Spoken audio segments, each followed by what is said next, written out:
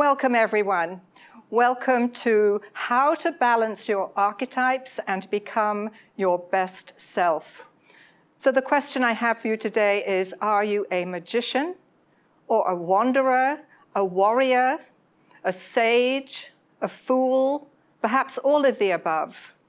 Are you a saint, a sinner, a hermit, a contemplative, or none of the above?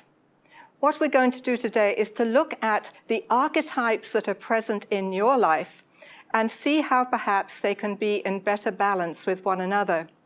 To basically see how you can move from the archetype that is dominating your life right now into more of a kaleidoscope of archetypes that provide balance. And so the starting point then is to talk about what an archetype is and perhaps how we can then harness their energy. But let me begin with a little bit of my history with archetypes.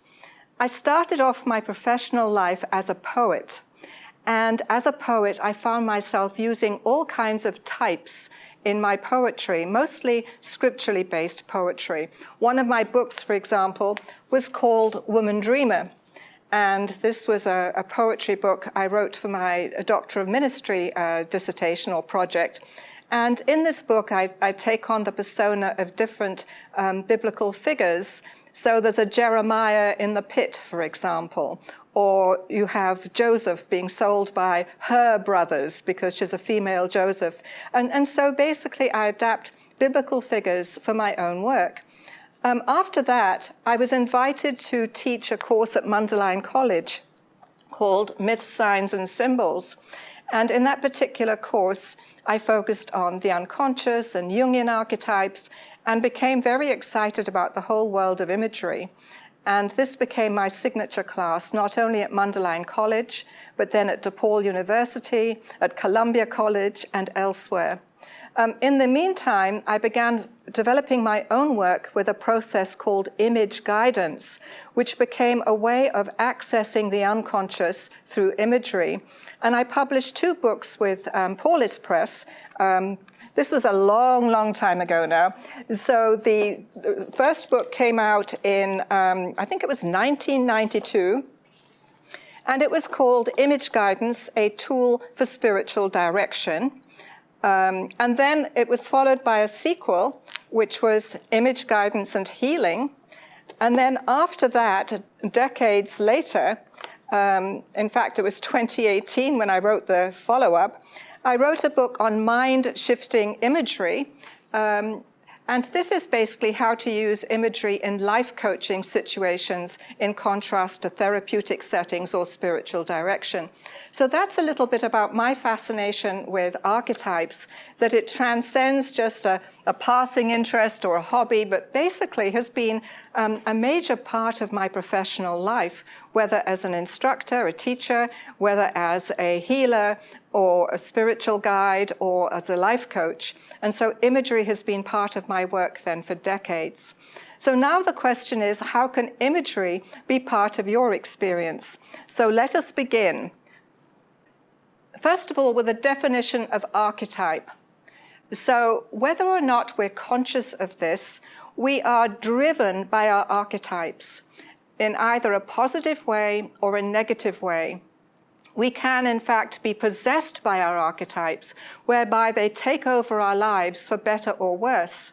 And so it is then that we can function as the hero, the inner child, the leader, the teacher, the savior, the warrior, the adventurer, the lover, the caregiver, the inventor, the magician. As you can see, there are multiple kinds of archetypes. The list, in fact, is pretty infinite. I have a list with me right here, which we will see in a slide format. But other examples of archetypes include the creator, the crone, the despot, the destroyer. And so then these forces appear in our lives with great regularity. We also find them in the literature of the world's religions, in sacred stories. We find them in movies, we find them in books. And in fact, one way to become accustomed to identifying archetypes is to look for them in the movies that you're watching and see which character perhaps might be a particular archetype? Which character in the movie is the hero? Which character is the evil personification? Which character is the saving or the savior?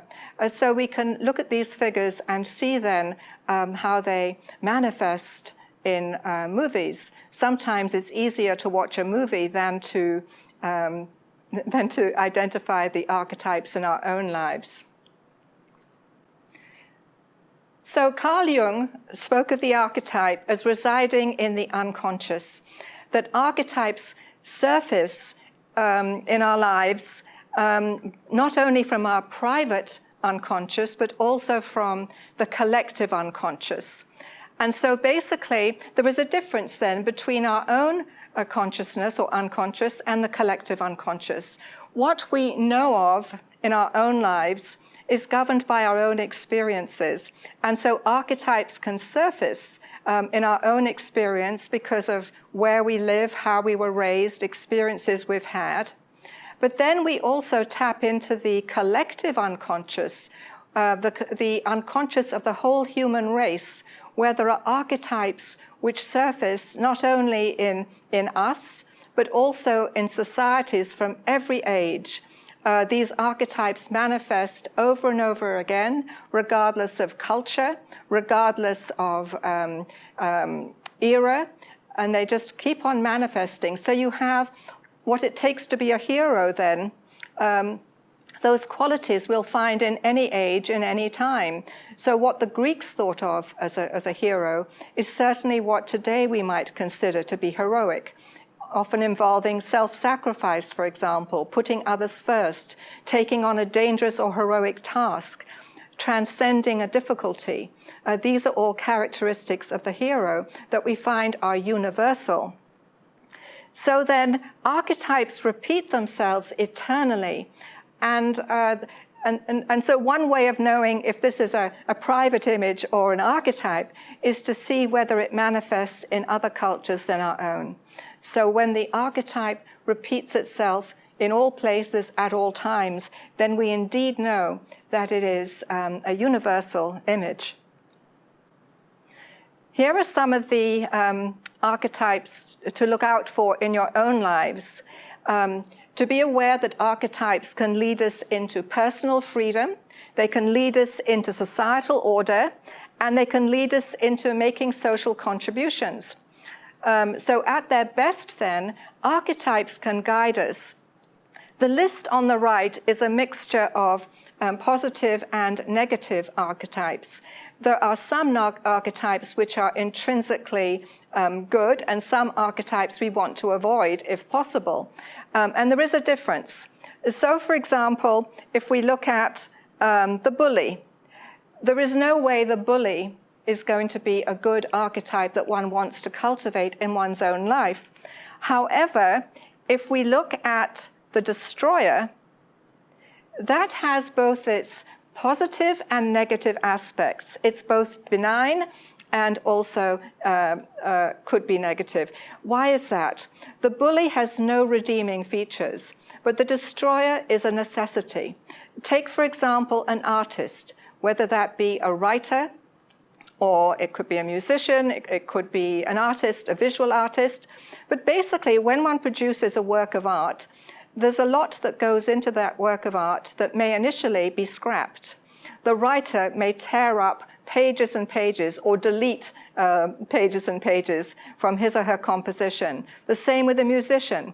An artist, a visual artist, may paint over different drafts of a particular work of art. So the destroyer and the creator go hand in hand. And so while on the surface we might imagine that the destroyer is a negative image, it actually is a positive archetype. Take, for example, the need to let go of some bad habit. It takes the destroyer in us to be able to let go of that bad habit. Or perhaps we have a bad work experience or a relationship that's not working. If we don't have an archetype of the destroyer in our lives, then we're not going to be able to walk away and start over. So then the archetype of the destroyer is one of these archetypes that is both benign and it can also be negative. So for example, wanton destruction, looting and pillaging. Those are aspects of the destroyer which are negative. But again, in contrast to the bully, the destroyer archetype is both positive and negative, whereas the bully is intrinsically negative. Let's take another one. At random, I'm just going to go down to the guru, the wise person, the person with a following. It has both benign and negative connotations. So, for example, the guru is the leader, the guru is the wise one, the guru has followers, and hopefully that person will lead others in a positive direction, helping to empower them, helping them to gain positive attributes such as courage and integrity. But the guru can also be on an ego trip. And so the shadow side of the guru can be controlling people, manipulating them, and having followers who basically follow without thinking. And so again, you have an archetype that can be both positive and negative. But then if we go back to the list, I'm going to point at the glutton. There's nothing that's great about the glutton. All of us would agree that gluttony, one of the cardinal sins, is not going to enhance our lives. But in contrast, the one above it, the fool, you might say, well, surely the fool is a negative archetype. And I would counter that by saying that the fool is, yes, that one can be foolish, but then there is the holy fool. Then there is the idea of the fool who speaks truth, as, for example, in King Lear, where we have the jester or the fool speaking truth to King Lear, and then gets sent to bed without supper, probably whipped, and whatever else happens to the fool. I believe the fool dies in King Lear. So anyway, fools can end up badly because they speak truth. My doctoral dissertation for my PhD, in fact, was written on Jesus, the Holy Fool. Some people thought the title was blasphemous, and just by way of a side comment, my dissertation almost brought the Parliament of the World's Religions to a standstill in 1999 when I was presenting in Cape Town, because some people assumed, without having read the book, that it was blasphemous. And then what happened was that Mahatma Gandhi's granddaughter, I think it was Ila Gandhi, basically challenged the South African Parliament and said, how can you condemn the Parliament of the World's Religions on the basis of one book you haven't read? So I did present with a different title, but there were many, many protests saying, go home, Satanists, Jesus is not a holy fool. And also there had to be bomb checks for the auditorium where I was presenting. But the idea of a holy fool for me is the person who basically puts integrity before everything else, who puts others before everything else, the hero who sacrifices the self for the sake of a higher good. And I see in Jesus that very quality of putting himself on the line for the sake of truth, for the sake of beauty, for the sake of integrity, for the sake of love, and being crucified as a result. So then archetypes which on the surface may seem negative can have a very positive aspect. But let's move on. Archetypes as guides. When archetypes are in balance, they help us become our best selves. The hero, for example, teaches us to persist, to deal with struggles, to deal with adversity. Right now, with COVID-19, with social upheavals and so much else going on in the world, we need to be heroes.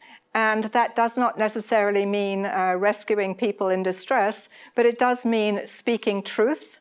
It does mean being realists, and it does mean having a respect for the common good rather than selfishly endangering other people by our decision-making. Take, for example, the sage. The sage offers clarity. And in fact, going back to my friend the fool, the sage is one who provides wisdom.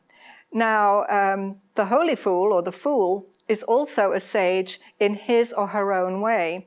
The jester sees things. The jester sees what is real and presents truth in his or her own way, in a way that it can be accepted by the authorities. And so the fool uses jesting, but sometimes the person who seems to be the fool is really the wise one. And the person who seems wise is the imposter who knows nothing beyond what he or she has learnt in books. And then the magician, my very favorite archetype. I believe we're all called to be magicians. And what do magicians do? They change the stuff of life from being ordinary into being filled with passion and gold. Not the gold of wealth, but the gold of what is really important in life, what is essential. The gold of love, the gold of human harmony, the gold of looking after the environment. These are all qualities that the magician will bring.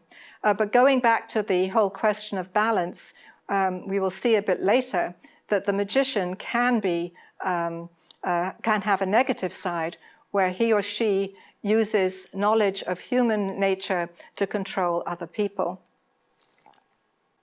The shadow. Well, the shadow is itself an archetype. The shadow is that aspect of ourselves that we fail to recognize or deal with.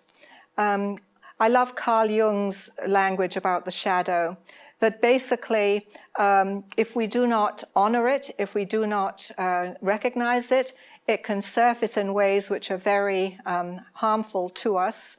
And also it needs to be integrated, and then it can be a source of strength as well as a source of growth. But let's look at the shadow. For Jung, it was anything repressed, forgotten, or ignored.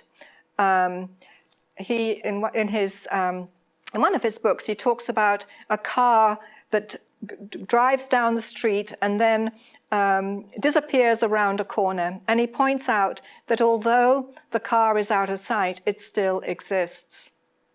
We could use a more contemporary analogy of a computer. I don't know about you, but I tend to sometimes inadvertently embed files in other files, inside other files, particularly on external hard drives. And then when it comes time to look for those files, I can't find them. They're still there, but I don't know where they are. And so then it takes a great deal to retrieve them. And sometimes these are very essential files which I need for my work or my own reflection. So what we need to do is to be aware that the shadow exists. It surfaces in our dreams. It also surfaces at random moments. It can be, at some point, it can be a smell, it can be a piece of music that suddenly triggers something that we have repressed, and suddenly memories come sweeping back. And those memories need to be attended to and honored, because if not, they can basically immobilize us or disempower us or make us behave in ways that are totally unexpected. So incorporating that shadow is work of individuation, and it's what makes us into whole and functioning adults. And while on the topic of the shadow, I want to address the whole idea of a national shadow. Certainly, the times we're living in, where we're looking at systemic racism, that is part of the shadow of the United States of America, that we have a history of racism that goes back to the days of slavery. We have a history of not just treating others as less than human, but depriving them of basic rights, whether it's a right to education or access to healthcare, whether it's a right to equal employment. And so we have a history then in this country, and that history is part of our national shadow. And as long as we are oblivious to the reality of racism, we're going to continue having social problems. We also have a shadow that is related to our treatment of the indigenous peoples of this continent, to the treatment of all those people who were here before us. We took their lands, we took their freedom, we decimated them, we destroyed them, we killed their culture or tried to. We took away their right to practice their own religion. And so we're left with social fallout. So as part of our national shadow then, we need to examine our roots, our history, and see how many of our social ills that we're dealing with today actually have their roots in the history of where we live. And this is true not just for the USA, it's also true for other countries. For Britain, for example, I grew up both in England and on the island of Malta. My dad was English, my mother was Maltese. And I grew up with a sense of the British Empire. I grew up in the 50s and the 60s, but in the 50s, I was reading my dad's books. And all the books he read as a child, and they were all hooray for the British Empire. And I was very proud to be English, and I sort of discounted my Maltese side, thinking that British was better. Until later in life, it didn't take me too long, I think it was a trip to the British Museum, when I began to ask questions about, well, how did all these artifacts get here? Which countries did they come from? Were these artifacts given to England, or were they simply taken?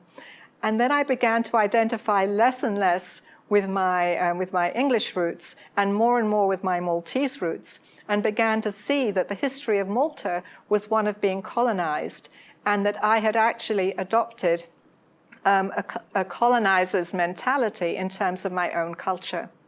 So then that is part of the national shadow of any country that has been colonized, and it's part of Britain's shadow as well. And again, if we look at the social problems facing England today and other parts of the British Isles, we will see that they have their roots in history. And the shadow that is not dealt with is shadow that's going to surface over and over again. I believe that Nelson Mandela and Archbishop Desmond Tutu were very aware of this at the end of apartheid in South Africa.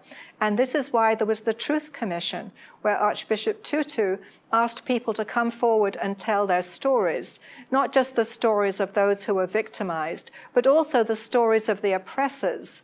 And so one by one, people came forward and shared what had happened to them, both as a victim and as an oppressor.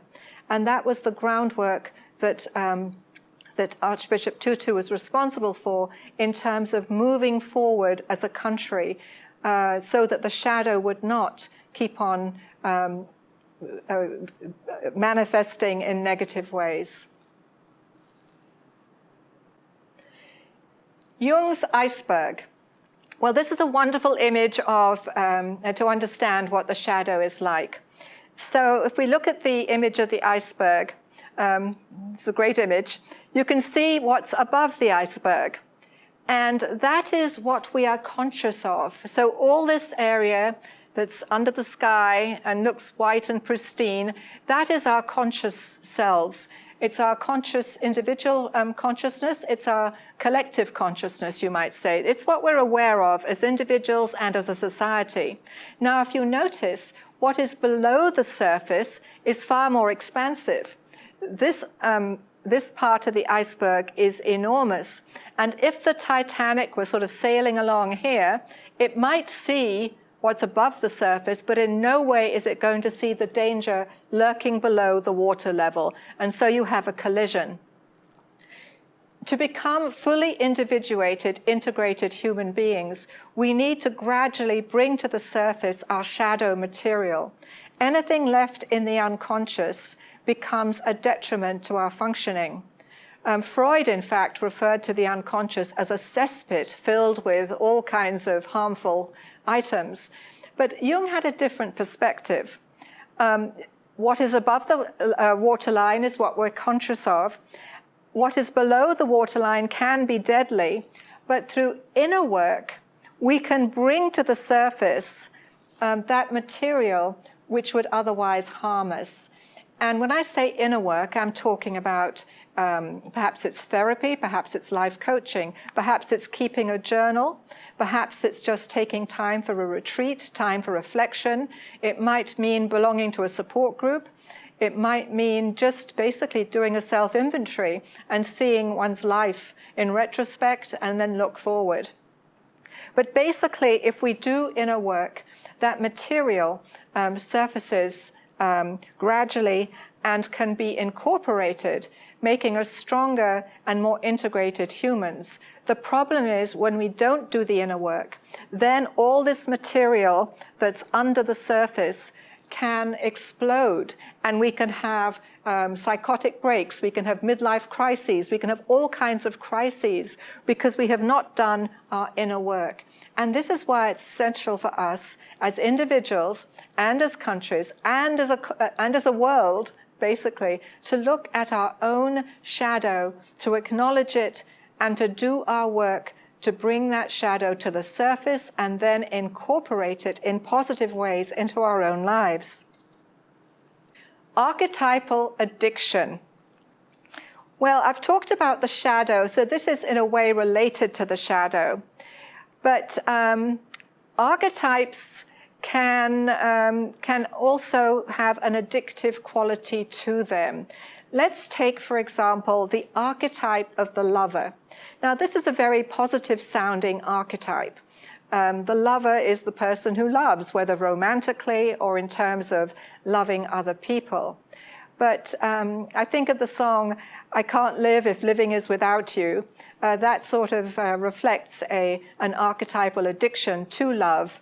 It may be that we are so much in love with somebody else that we stop living our own lives and only live through and for the other person. It may mean that we are so loving towards a child that we stop the child from growing, smothering the child with love, basically keeping the child from forming significant relationships. It may be that we're so addicted to love that we don't do anything with our lives except for, be lost in the other. And so this seemingly positive archetype can be a negative. And so basically the one who is the lover needs to have more of a wanderer in him or her, and that wanderer will allow the lover to have other focuses than simply the beloved, whether the beloved is a person, a cause, a child, a spouse, who knows, whatever it is we love can possess us. So then we have then this addictive quality to every archetype. The creator, for example, can be addicted to creating. And any of you who have composed music or written books or poetry or any form of writing for that matter, any of you who are into carpentry or any form of creativity whatsoever, whether it's domestic like cooking or crocheting, or whether it's designing buildings and skyscrapers, we can get lost in our creative work to the exclusion of everything else and everyone else. And so it is then that we are possessed by the archetype. We lack balance. And so we have to then be aware of the propensity of an archetype to possess us. No matter how good that archetype is on the surface, it can have negative effects. Archetype as tyrant. Well, as I mentioned earlier, every archetype has its positive dimension and its negative dimension. And so when an archetype is dominant, it can be tyrannical and destructive. So here we have the beautiful queen who can be the wicked witch. I think of the queen, the beautiful ice queen in The Lion, the Witch, and the Wardrobe. And there she is, this beautiful, beautiful queen who has a heart of ice and destruction. The benign ruler can be the ogre tyrant.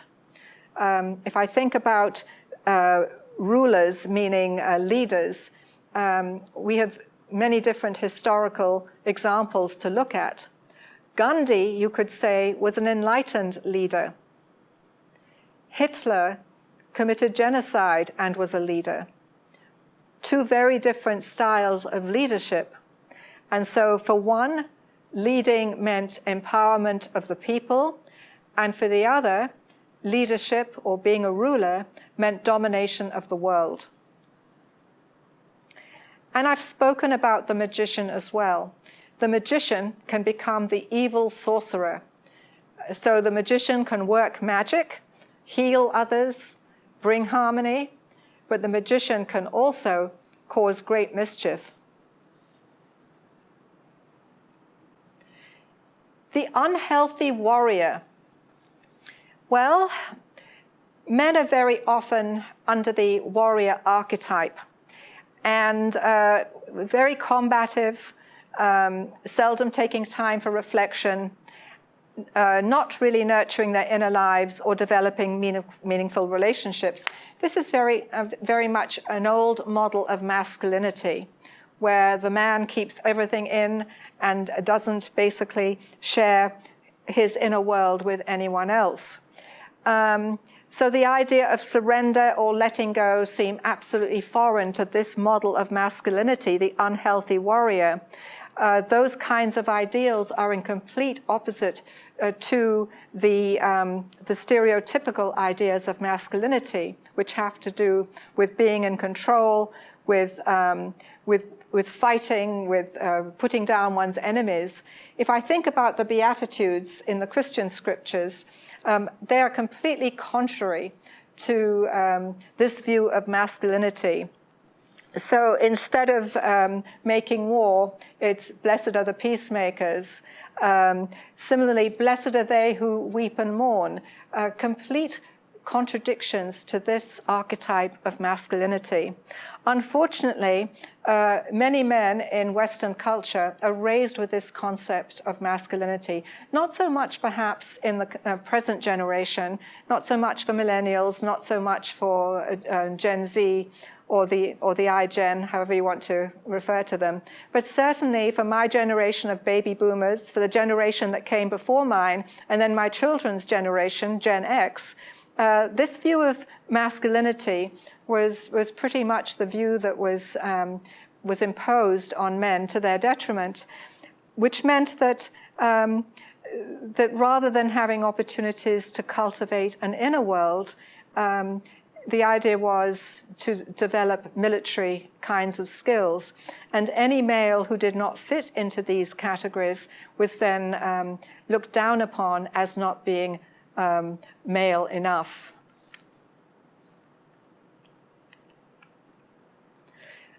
Conversely, many women of the same generations that I've referred to were raised with the idea of the unhealthy martyr. Now, thank goodness this is not really the case, I don't believe, for millennials or for Gen Z, at least not in Western culture. There are other cultures, however, where this very unhealthy image for women still prevails, particularly in cultures where women are where women have few rights. So the unhealthy martyr then, the term martyr is another term for caregiver. And women are often gripped by this archetype and conditioned to be caregivers from very early on. So, for example, children playing with dolls at a very young age, or learning to play with a tea set, or learning how to create a home, or do the kinds of domestic things that they see their mothers doing. Now, there's nothing very wrong with that unless it's the only way a child is raised. So if a little girl, for example, is raised with the idea of being a caregiver, it would be far better if she's also raised with the idea of being a warrior, that is, being able to stand up for her own rights, and being a wanderer, having the opportunity to explore. And conversely, little boys, if they're going to be raised with traditional images of masculinity, it would be far healthier if they're also exposed to doing some caregiving things. And this is where having unisex kinds of toys and experiences becomes invaluable, where both girls and boys are nurtured to be caregivers, as well as to learn how to be wanderers, that is, those people who can leave home eventually, and also warriors, that is, those who can stand up for their rights and the rights of others.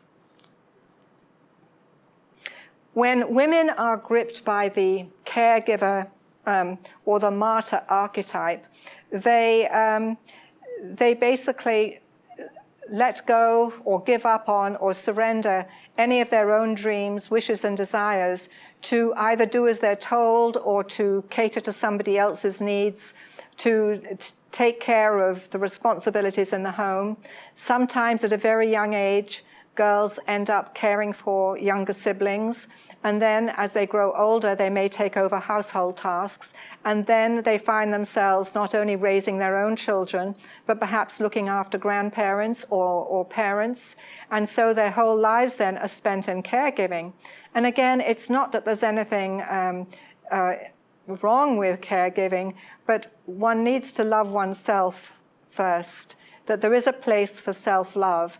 And so a healthy martyr is somebody who does love self and does seek to have some balance whereby she or he is honoring those dreams and wishes and desires that otherwise might be cast aside. An example of a very unhealthy martyr. I remember when I was 7 years old, we had a teacher called Miss Annie, and I was in Malta at that time in a Catholic school, and we were being prepared for our first Holy Communion. And so Miss Annie was telling us about this saint whose claim to fame was that she was warned by a gardener that if she didn't commit the sin of impurity with him, he was going to kill her the next day.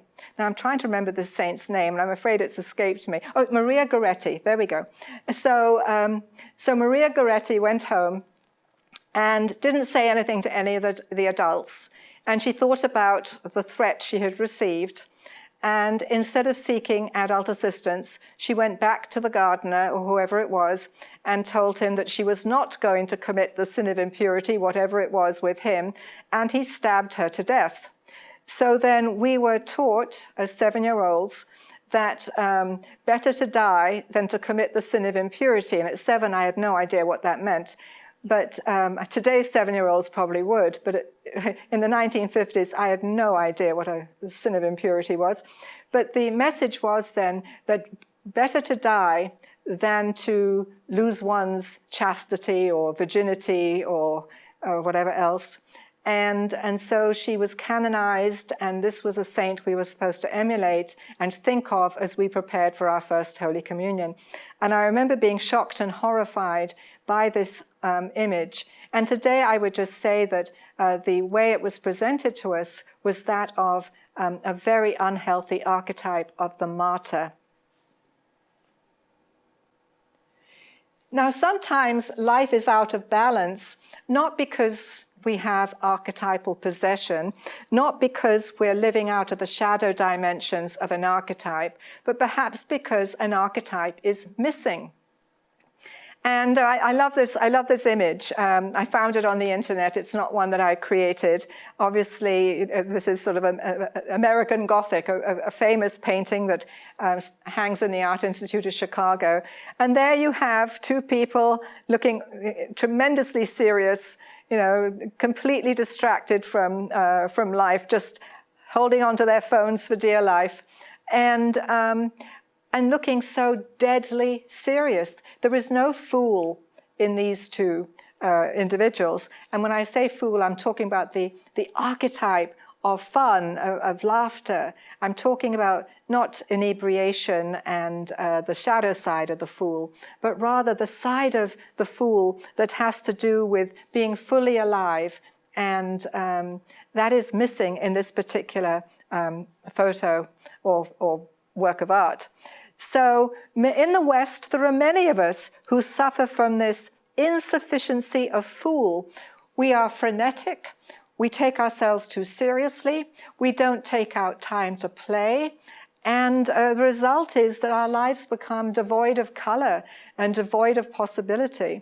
When I'm working with clients in life coaching or spiritual direction, I sometimes have them use crayons to get in touch with the child within, or have them do something a little bit ridiculous to get them out of their very serious selves. I have one client who has vowed to make a trip to the Morton Arboretum, only so she can hug a few trees. And she just needs to be connected to nature. And so one way of doing this is going to be through some tree hugging.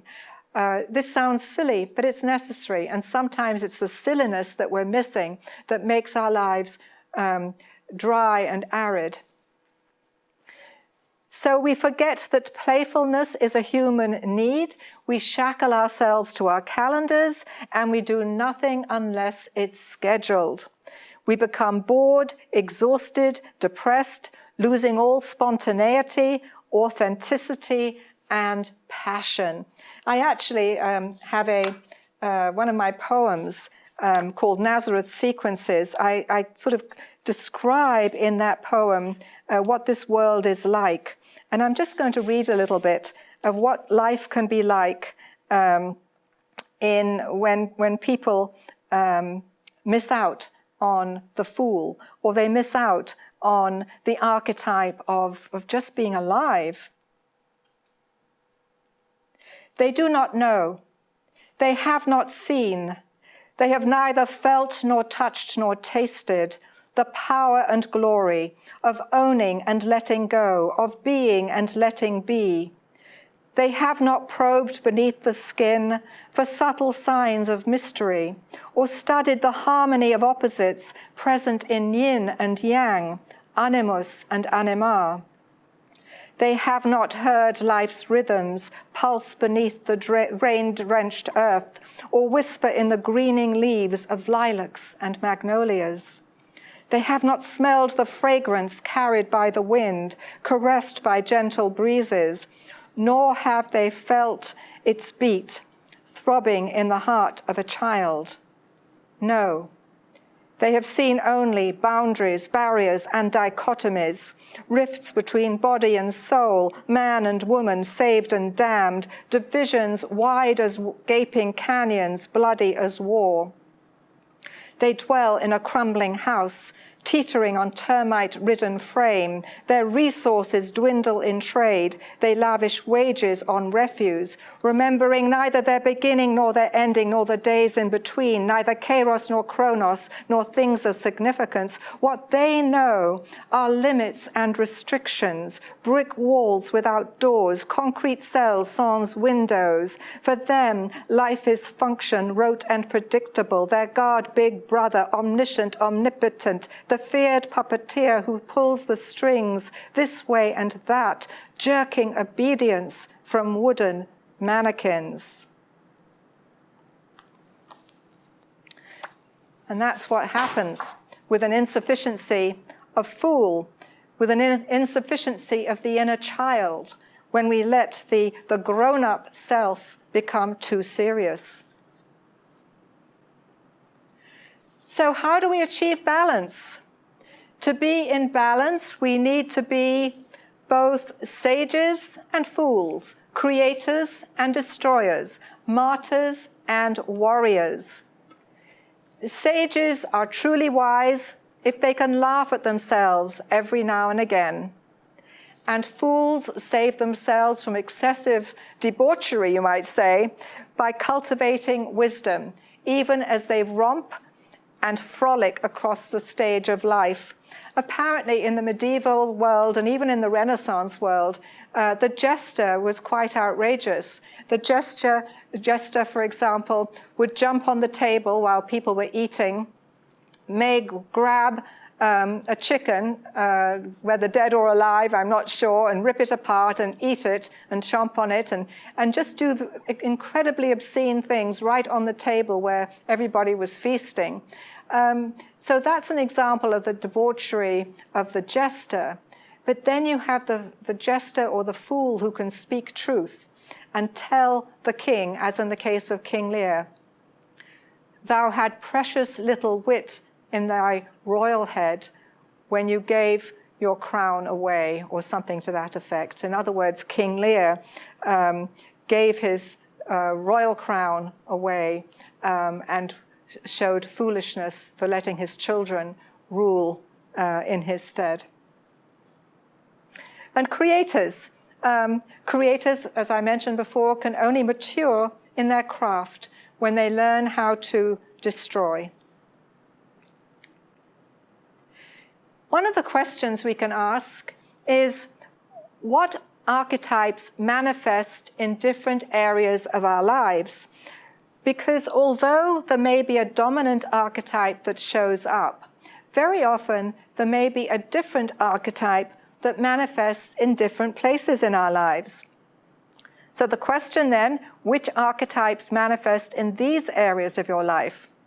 Let's look at spirituality. It may be that the archetype of the contemplative surfaces, or the archetype of the priest, or the archetype of the hermit, the archetype of the saint, the archetype of the mystic. Those may be archetypes that manifest there.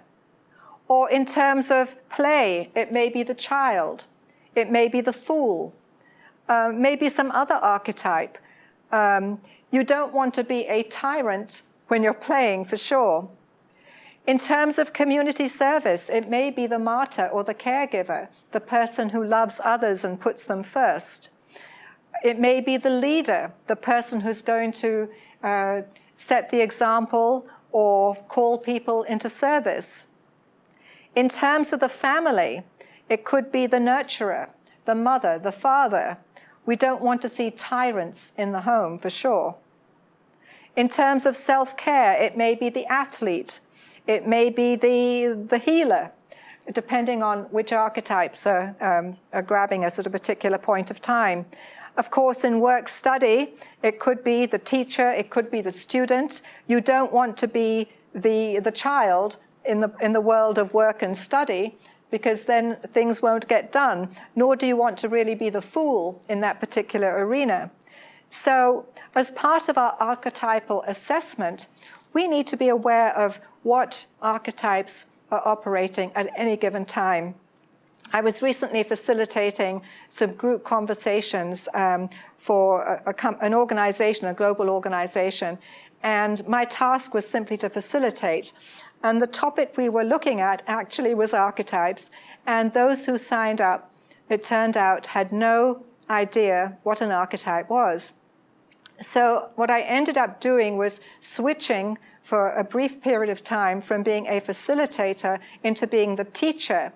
And my peers, life coaches, all became students in that moment. And then when I felt they had the groundwork they needed for a general discussion, then I stepped back into my role as facilitator, stopped being the teacher, and let the others participate with their own contributions. But I was very conscious about switching roles, and I asked permission of the group. And I said, technically, in this particular forum, my role is that of a facilitator.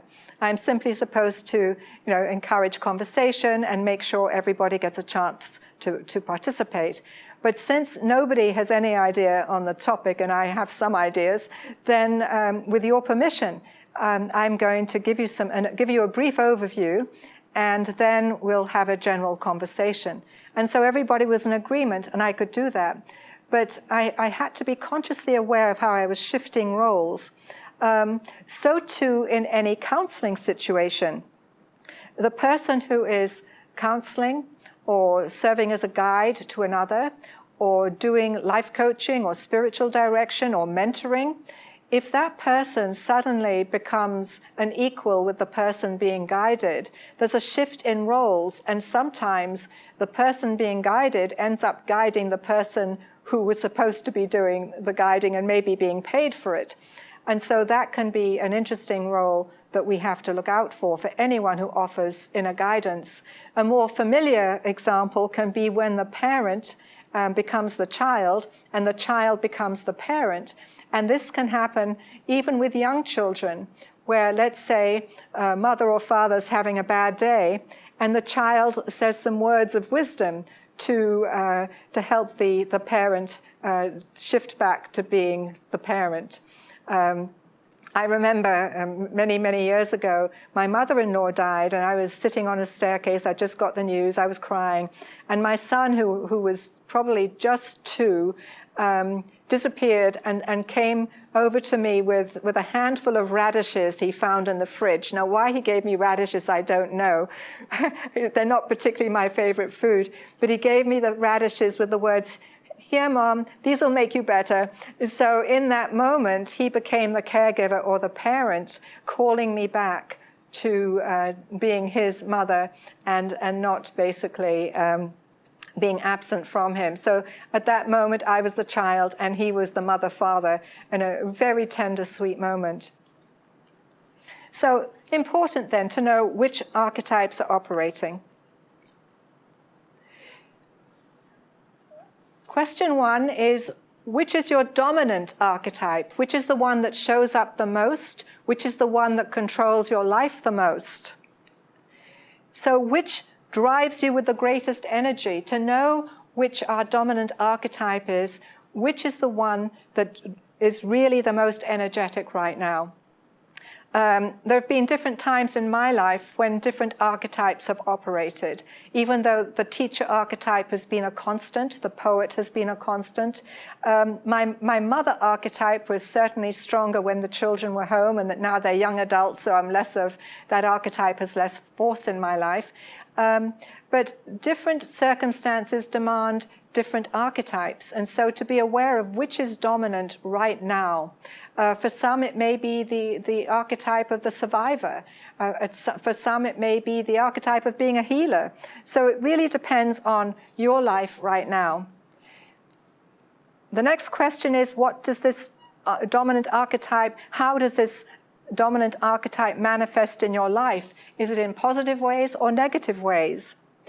Is your dominant archetype life-giving or death-dealing, or a combination of the two? And when I talk about life-giving and death-dealing, it's the same thing about the positive and the negative aspects of archetypes. What are the positive aspects of your dominant archetype, and what are its negative aspects?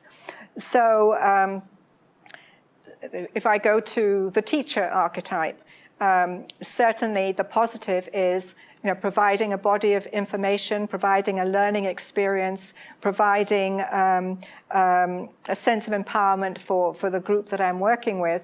The shadow side, of course, could be that in my eagerness, in my enthusiasm to share my body of knowledge and my experience, I may overlook the body of knowledge and experience sitting right before me. And so as teacher, I need to also create a circle of inclusion for everybody in my class and make sure everybody has a voice. So we really are a community of learners, with me not as the dominant teacher, but rather part of a learning community. And so that's an example of awareness of the positive and negative dimensions of an archetype and playing to the positive instead of the negative. So balancing our archetypes. What other archetypes are already present in your life that might provide more balance where you might need it? And what other archetypes might you invite into your life to become more balanced? And this is where we need to know what is dominant and then how we can be in greater balance. So let's take the innocent, the archetype of the innocent one, the naive one. An innocent child is wonderful, but when you have an adult who behaves like an innocent child and has no street smarts and lets everybody take advantage of him or her, then the balance that is needed there is for the person to grow in wisdom, to become the sage, and perhaps the warrior as well. So if somebody is gripped by the innocent archetype, the antidote for that being a negative would be to cultivate wisdom and also to the wandering or the exploring aspect of life. If somebody is a warrior, then the caregiver becomes the natural way of balancing the warrior. The warrior who knows how to love develops this wholeness to life. My father was a military man. He was 6 months away from completing a law degree when World War II broke out. And at 19, he joined the British Army and then stayed in the military, having seen action in the worst parts of the world all during the war years. And my dad sort of remained a warrior kind of figure, even in the way he ran the family. And I remember as a small child being rather intimidated by him. But when my mother became ill with advanced dementia, he became the caregiver. And there was a softness that developed in my dad that complemented the warrior, that he became far more integrated and found balance in that dimension of caregiving for my mother, his wholehearted 100% commitment where nothing was enough for her. And to the very end of his life, he put all his energy and effort into making my mother's life one that was meaningful and significant, and honoring her in every way possible.